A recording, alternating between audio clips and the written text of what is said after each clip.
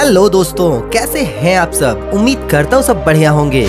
दोस्तों, जिस भूमि पर माउंट एवरेस्ट सीना ताने खड़ा हो और महात्मा बुद्ध जहाँ के निवासी रहे हो, उस जगह से अधिक रहस्यमय और रोमांचकारी भला और क्या हो सकता है। एक ऐसा देश जो कभी किसी दूसरे देश का गुलाम नहीं रहा। इस देश में 2022 नहीं बल्कि चल रहा है 2079। लेकिन कैसे? एक ऐसा देश जहां आपको चारों ओर बर्फ से ढके हुए पहाड़ मिलेंगे। क्या आप गैस कर पा रहे हैं हम किस देश के बारे में बात करने वाले हैं? जी हाँ दोस्तों, आपने बिल्कुल सही सोचा। आज हम बात करेंगे हिमालय की गोद में बसा हमारा पड़ोसी मुल्क नेपाल की। नेपाल, जिससे हमारे देश से एक ऐसा रिश्ता है कि हम वहाँ बिना किसी वीजा या पासपोर्ट के जा सकते हैं।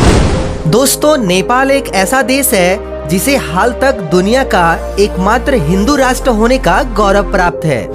नेपाल को साउथ एशिया का सबसे पुराना देश माना जाता है और इस देश का प्राचीन इतिहास काठमांडू के घाटी से शुरू होता है। दोस्तों, वैसे तो नेपाल पर कई राजाओं ने बारी बारी से शासन किया, लेकिन सबसे मजे की बात यह है कि ये देश कभी भी किसी दूसरे देश का गुलाम नहीं बना और इसीलिए बाकी देशों की तरह इस देश में कोई स्वतंत्रता दिवस नहीं मनाया जाता। दोस्तों, भले ही नेपाल एक छोटा सा देश है जिसकी जनसंख्या करीब 3 करोड़ के आसपास है, फिर भी यहाँ पर 132 से भी ज्यादा भाषाएं बोली जाती है।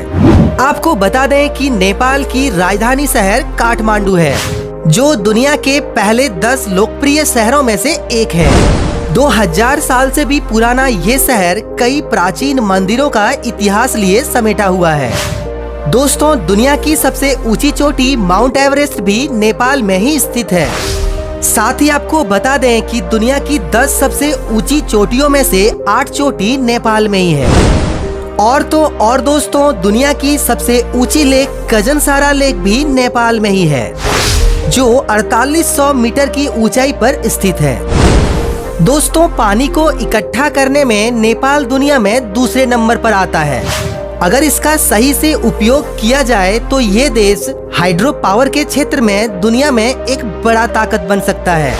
लेकिन दुख की बात तो ये है कि यहाँ लोगों को रोजाना 8 से 9 घंटे ही बिजली मिल पाती है।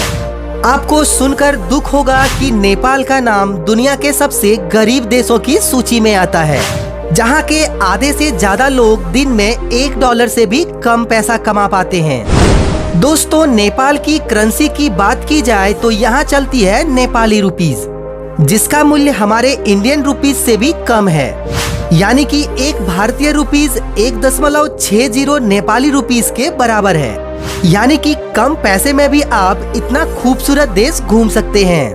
दोस्तों, हिंदू धर्म को मानने वाले लोग हमारे देश में सबसे ज्यादा है, लेकिन धर्म निरपेक्ष होने के कारण हमारा देश एक हिंदू राष्ट्र नहीं है। लेकिन दोस्तों, आपको जानकर हैरानी होगी कि पूरी दुनिया में नेपाल ही एकमात्र ऐसा देश है जो एक हिंदू राष्ट्र है। यहाँ का 80% से भी ज्यादा लोग हिंदू धर्म को मानते हैं।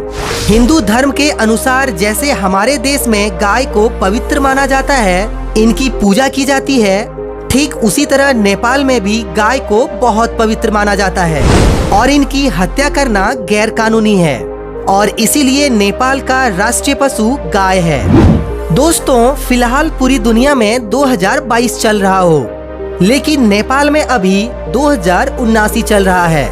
ऐसा इसलिए क्योंकि दुनिया के सभी देशों में ईसा पूर्व कैलेंडर को फॉलो किया जाता है, लेकिन नेपाल में विक्रम संवत कैलेंडर का उपयोग किया जाता है और इसी वजह से नेपाल में न्यू ईयर 1 जनवरी को नहीं बल्कि अप्रैल के मध्य मनाया जाता है। दोस्तों, नेपाल का टाइम जोन भी बाकी देशों से अलग है। यहाँ माउंट एवरेस्ट के आधार पर टाइम चलता है, जो दुनिया के मापक टाइम जोन से 45 मिनट पीछे है। दोस्तों, आपको बता दें कि नेपाल और भारत बहुत अच्छे मित्र देश हैं और इसी वजह से भारतीय आर्मी नेपाल में भी सेना भर्ती कराती है और वहाँ के नौजवानों को भी अपनी सेना में शामिल होने का मौका देती है।